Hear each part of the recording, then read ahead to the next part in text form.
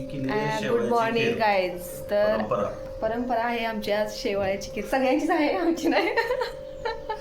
तर आज खिल्या सकाळच्या तुम्हा सर्वांना खूप खूप शुभेच्छा आणि नवीन वर्षाच्याही खूप खूप शुभेच्छा.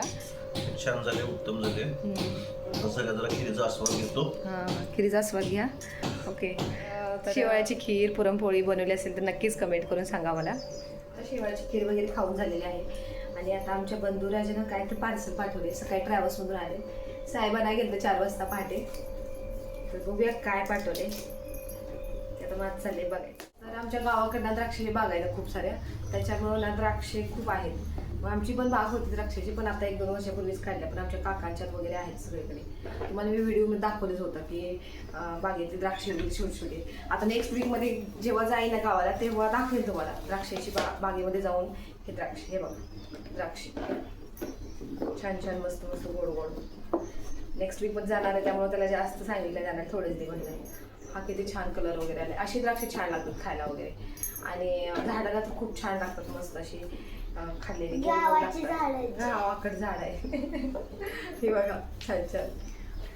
तेवढी तरी खायची आपण द्राक्षे रे. त्याची कणसं पण मला खूप आवडतात म्हणून मग मम्मीला दिलेत. मग तुझी कणसं हे बघू शकता. त्याची कणस चुली भाजलेली खूप छान लागतात. दाणं पण सुलं छान लागतात. खूप गोड आहे, छान आहे. चव वेगळीच आहे. गावाकडची द्राक्ष खूप छान. आमची ही रेवा छान मस्त अशी तयार झाली. किती छान लुक केलाय. साडी दिसली ना छान छान. लय छान गुलाबी गुलाबी कास्ट आहे. उभा राहा जरा, दाखवू जरा. चल अच्छा, एक मिनिट. हा इकडे बघ बाळा, इकडे बघ. Wow let's cute. हाय कर हाय कर. काय तर हे आज काय बनवलंय? पनीरची भाजी, गुढीपाडवा स्पेशल. पनीरचा पुलाव. सगळं आज पनीर स्पेशल. गुढीपाडवा चपाती रोटी इकडे रोटी बनवली आणि इथे रायता बनवला आणि कुरड्या भातुड्या वगैरे सगळं. तर हे झालं हट मोड ताट रेडी. त्याच्यात आता मारायचा ताव. जेवायला बसलोय आम्ही सर्वजण. त्याची नवीन सुरुवात व्हायला लागली. आज आमची ही चिल्ली पिल्ली आहेत ना, बड्डेचा केक कट करायला तो ना. एवढं का तुम्ही शांत झाला एकदम?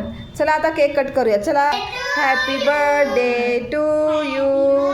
ते सेंड करतोय.